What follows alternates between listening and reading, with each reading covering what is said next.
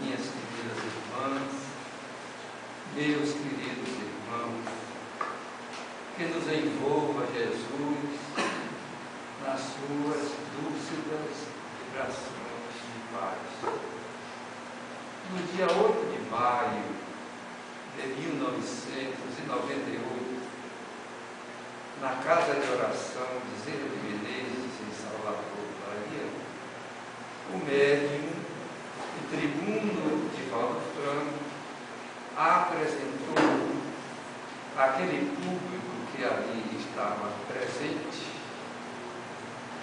uma relação de responsabilidade para o movimento espírita do nosso país. Tratava-se da trilogia de Joana de Ângeles, que ela, poucos dias antes, lhe aparecera dizendo-lhe: meu filho, precisamos espiritizar a nossa casa. E ele ficou muito surpreendido e lhe perguntou: minha irmã, a senhora está querendo dizer que nós não estamos ensinando espiritismo no nosso centro? E ela lhe respondeu com muita simplicidade: não se precipite, não tire conclusões apressadas. Na realidade, oportunamente, eu vou lhe transmitir pelos canais da inspiração o meu pensamento a respeito da necessidade de, através de uma filosofia pedagógica, dinamizar o movimento espírita na casa que cada um moreje. E foi justamente nesse ensejo que o médium teve a oportunidade, através de uma memorável palestra, trazer para o conhecimento geral daqueles que militam no centro espírita a denominada trilogia Joana de Ângeles, que posteriormente foi grafada em letra de forma em um pequeno opúsculo intitulado Novos Rumos para o Centro Espírita. Mas o que disse Kardec na oportunidade, se referindo à casa espírita? E justamente a benfeitora espiritual começa relembrando a tríade que o mestre Lyonês apresentou a respeito justamente daquilo que era necessário colocar em prática no centro espírita. Em primeiro lugar, ele imaginou o centro espírita em um local onde houvesse trabalho para todos, solidariedade entre todos, tolerância para com todos. O insigne codificador do Espiritismo tinha tomado por empréstimo do pai da Escola Nova, o pedagogo suíço João Henrique Pestalozzi, uma tríade também que ele colocava no seu Instituto de Verdun, na Suíça: trabalho, solidariedade e perseverança, porque conceituava o extraordinário pedagogo que a perseverança é indispensável no processo do êxito da educação, porque o educador necessita de adquirir a virtude da paciência, da determinação, para repetir a lição tantas vezes quanto seja necessário, até que o eduquino afixe na sua memória. E é justamente nesse sentido que toda a literatura psicográfica da nossa prefeitura espiritual nota-se perfeitamente esse cuidado, porque ela repete, através da psicografia do nosso Divaldo, temas de várias formas a considerar, para justamente aos seus leitores possibilitar a oportunidade de entender, segundo o seu discernimento, toda a temática espírita, porque ela trata de todos os seus temas, sempre desaguando no Espiritismo.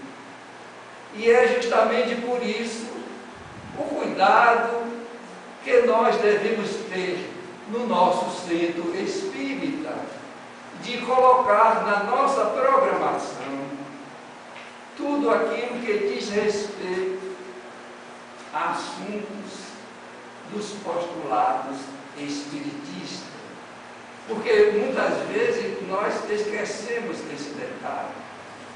Não é raro observarmos que palestrantes no centro espírita falam de todos os assuntos que se possa imaginar, da sua vida profissional, das suas experiências, trazem muitas vezes xistes, muitas vezes ideias engraçadas, que coloca o assistente a sentir necessidade de rir, e esquece que o centro espírita é um local predominantemente para se ensinar espiritismo. Porque o Espiritismo, somente em O Livro dos Espíritos, tem 1019 perguntas que podem ser desdobradas de uma forma tal que facilite o entendimento daqueles que estão ali frequentando, muitos pela primeira vez. E foi por isso que a benfeitora, na sua trilogia, que mais tarde trouxe na capa do pequeno opúsculo com o seu pensamento, uma emblemática, aonde ali foi colocado um triângulo equilátero, onde em cada vértice está registrado a palavra espiritizar, que segundo Divaldo é um neologismo, é um termo novo, embora já tenha sido utilizado por Jaci Regis, um confrade que milita no espiritismo na cidade de Santos, no estado de São Paulo. Então, esse espiritizar é que leva a benfeitora espiritual a nos trazer a sua ideia de que o centro espírita tem que colocar na sua programação temas que caracterizem a atração para os neófitos, aqueles que estão ali pela primeira vez, a fim de que eles possam entender de alguma forma o que é o Espiritismo. Porque se não tomarmos cuidado, as pessoas saem do centro espírita completamente aleiado do que seja a doutrina. Porque o Espiritismo é uma ciência filosófica de consequências ético-moral religioso, e tem uma extensão muito grande para as pessoas que ali se encontram, porque, como já se referiu Kardec, uma ciência como é a espírita não pode se aprender a brincar, tem que ser através de um estudo sério, aonde as pessoas levem adiante o desejo de saber, na realidade, o que é o Espiritismo. No entanto, pode acontecer que um grande número de pessoas, por desatenção nossa, no nosso centro espírita, ali frequente e leve um tempo muito grande a criar ideias falsas a respeito do Espiritismo, justamente por esta falta de cuidado, porque na maioria das vezes um grande número de pessoas que transita nos salões mediúnicos do centro espírita ou dos centros espíritas trazem uma ideia muito falsa do Espiritismo, pensando que o Espiritismo é um lugar somente onde vamos receber benefícios. E por isso mesmo, não com a ausência, muitas vezes nós, que criamos clientelismo na centro espírita, com ideias de promessas de curas, que está sendo comuníssimo no nosso movimento espírita. Porque, na realidade, no centro espírita, todas as suas atividades doutrinárias são de cura. Porque a cura se processa de dentro para fora. Não é simplesmente num trabalho de aplicação de passes que uma pessoa consegue curar-se das suas enfermidades. E muitas vezes cria-se essa falsa impressão, esquecendo-se aqueles que ali têm a obrigação de conscientizar a criatura humana de que o Espiritismo é a doutrina de iluminação de consciências, porque, na realidade, sem esse detalhe na vida da criatura humana, ela vai passando de etapa a etapa, em circunstâncias sempre dolorosas, porque o Espiritismo nos explica que nós somos herdeiros de nós próprios e que já trazemos de vidas passadas, implantados no nosso próprio psiquismo, aquelas enfermidades que ali estão à espera da nossa atitude de amar, para poder diluir energias que muitas vezes nós ali registramos porque perpetramos erros muito crassos contra as leis soberanas da vida. Portanto, a finalidade do Espiritismo, segundo a benfeitura espiritual, na sua palavra espiritizar, é justamente isso. É esclarecer as pessoas para esses detalhes, a fim de que a pessoa, conhecendo os princípios fundamentais do Espiritismo, se sinta naturalmente motivada para praticá-lo. Porque se não praticarmos os ensinos da Espírita, o Espiritismo de nada vale para nenhum de nós. Esse é o detalhe que nós devemos colocar em uma posição de realce, para que as pessoas sintam realmente que o Espiritismo é um convite constante para que nós possamos entender o Deus amor, porque já não existe mais aquela ideia do Deus antropomórfico, porque o Espiritismo diluiu totalmente o Deus que tem forma e humanas paixões, nunca existiu, e que nós trazemos através de um atavismo psicológico em virtude dos ensinos da ortodoxia tradicional religiosa. Então, nesse particular, é que nós devemos nos prender no nosso centro espírita para remover essas ideias falsas que muitas vezes as pessoas ainda estão submetidas. E não é raro se ouvir as pessoas que estão enfrentando aquilo que semearam, porque o Evangelho é muito claro, semeadura é livre, mas a colheita é obrigatória.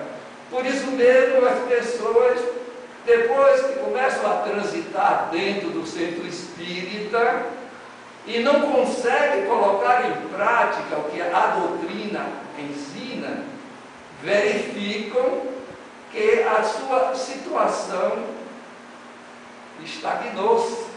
A pessoa continua a enfrentar as mesmas dificuldades de sempre. E não raro nós ouvimos das pessoas: eu estou no Espiritismo há 20 anos e ainda sofro. E quem disse que o Espiritismo nos prometeu liberação dos nossos sofrimentos? Os nossos sofrimentos serão liberados pela nossa própria conduta pessoal, modificando a nossa vida mental, a nossa vida moral, amando. E esse é o ponto fundamental que a benfeitora bate nessa tecla constantemente: meus filhos, amem-se, porque isto é importantíssimo. Muitas vezes nós esquecemos que a solidariedade do lema kardeciano está esquecido dentro do nosso centro espírita, que nós não estamos vivendo dentro de um clima de tolerância, porque isto é indispensável. Podemos, como é natural, discordar, mas viver na dissensão, nas brigas intestinas por coisa nenhuma, isso não se justifica de maneira absoluta, porque as pessoas não deixam que o Espiritismo entre no seu mundo íntimo, entram no Espiritismo. Por isso nós temos que nos aprimorar no saber espírita para fazer o que o Espiritismo nos ensina. Isto é fundamental, porque nós não vamos permanecer eternamente no corpo físico. Quando o Espiritismo começa a penetrar na nossa vida interior, nós começamos a descobrir algo que estava imperceptível na nossa vida mental, de que o sentido e a finalidade da vida é realmente a de que nós devemos estucar os passos para caminhar o mais rápido possível, saindo do mundo da horizontalidade para verticalizar a nossa vida espiritual. Porque isto é que a doutrina, de uma maneira geral, nos chama a atenção em todo o seu Pentateuco, desde o momento em que ali os benfeitores espirituais defendiram a palavra de Deus, inteligência suprema, causa primária de todas as coisas, onde nós descobrimos que somos seres imortais, que não temos absolutamente nenhum receio de que vamos ficar para sempre na sepultura, no nada, que vamos atravessar o além-túmulo e vamos penetrar no mundo das causas, que é o mundo espiritual, da mesma forma que éramos quando estávamos no corpo carnal. Não vamos nos transformar absolutamente. Então é aqui na Terra que essa transformação moral para melhor deve acontecer. Por isso mesmo, o Espiritismo nos explica que Deus escreveu na consciência de cada um de nós a sua lei. Por isso, nós não podemos mais viver na consciência sensorial. Temos que nos adentrarmos na nossa consciência mental, fazer essa viagem interior, ter vida interior. Porque em virtude das circunstâncias evolutivas, nós vivemos prioritariamente para fora, para atender as nossas necessidades dos instintos primários, a nutrição, a conservação, a reprodução, mas isso tem uma fase. Agora, com a notícia que o Espiritismo nos traz, temos que fazer uma revolução interna para melhor, a fim de nos desapegarmos da vida material, porque ainda espírita, sabemos da imortalidade, ainda somos muito materialistas. E isto nós devemos analisar todo dia, conforme Santo Agostinho nos ensinou em O Livro dos Espíritos, chamando-nos a atenção para a autoanálise, todo dia antes do sono reparador, ler uma página, refletir, orar, e neste momento analisar como foi o meu dia hoje, como eu procedi diante da convivência com os meus irmãos, porque todos somos irmãos, sem dúvida nenhuma, e às vezes nós esquecemos dessa pormenoridade. É por isso que o Espiritismo deve nos impregnar totalmente. Muitas pessoas dizem: vocês são muito fanáticos. Não somos fanáticos, não, somos realistas, porque sabemos, através do estudo da doutrina, que realmente a vida na Terra é uma transição, que nós estamos aqui com um programa pré-estabelecido pelos nossos amigos espirituais para colocar em prática, a fim de que ocorra o nosso progresso para melhor. E por isso mesmo nós não podemos ficar presos às coisas mesquinhas, nos apegar às coisas imediatistas, inclusive a pessoa. Joanas nos diz, nas suas obras da série psicológica, não fiquem tomando como referencial homens modelos. O nosso modelo é o nosso modelo e guia, Jesus Cristo. Então, todo dia, nós devemos analisar a que distância nós nos encontramos no momento atual para atingir a pureza relativa que o Espiritismo nos acena. Por isso mesmo é que a benfeitora espiritual, com muita veemência, chamou a atenção do nosso Divaldo. Precisamos, meu filho, espiritizar a nossa casa. Daí por diante, o Centro Espírita Caminho da Redenção tomou outra feição.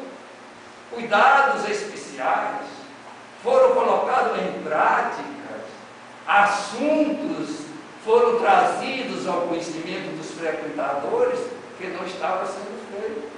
Os palestrantes passaram a estudar mais, a preparar melhor as suas palestras, e por isso mesmo, aí foi se estendendo as áreas de estudo, o trabalho das reuniões mediúnicas feito com mais cuidado, as seleções daqueles que realmente estavam querendo frequentar estes trabalhos de intercâmbio com o mundo espiritual, que muitas vezes as casas espíritas claudicam, se esquecendo de Kardec. Na realidade, a reunião mediúnica deve ter nos seus participantes características especiais. E ele coloca isto lá em O Livro dos Médiuns, que faz, nesse ano, em 15 de janeiro, 150 anos. Será que nós estamos, na nossa casa espírita, no nosso centro, fazendo uma difusão a respeito dessa obra monumental, um dos maiores tratados de paranormalidade na Terra? Porque todo espírita deve conhecer o Livro dos Médiuns. Porque, como disse Kardec, todos somos mais ou menos médiuns. É a generalidade, conforme ele explica, E muitas vezes as pessoas não têm absolutamente interesse, porque na programação da casa não se chama atenção. É necessário que estudemos o livro dos médios. Fazendo parte da equipe do projeto Manuel Filomeno de Miranda, onde nós já visitamos vários estados e capitais do nosso país, sempre nos nossos seminários nós dizíamos: é necessário que estudemos o livro dos médios. E depois, nos bastidores, os companheiros que nos ouviam se aproximavam de um de nós três e sempre traziam uma justificativa. O livro dos médios é um livro muito maçudo, é um livro difícil de estudar. Não é verdade. É porque nós não gostamos de estudar. Então, depois de 18 anos de ouvir esta lenga-lenga, que o livro dos médios já é ultrapassado, resolvemos escrever estudando o livro dos médios. E aí está difundido no movimento espírita. Isso é espiritizar, a que se refere a nossa benfeitora espiritual. Depois da espiritização, é necessário a qualificação, porque o espírita convicto, verdadeiro, ele é uma pessoa de consciência.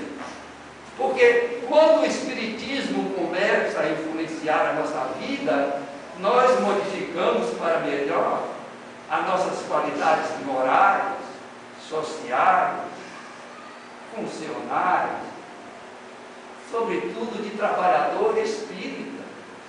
Sem conhecer o espiritismo, nós ficamos estagnados. E isto é o que ela está nos trazendo na sua trilogia, para que a gente autoexamine-se a respeito da maneira pela qual, com a sua atitude maternal, ela consegue nos chamar a atenção para as nossas deficiências, que são múltiplas.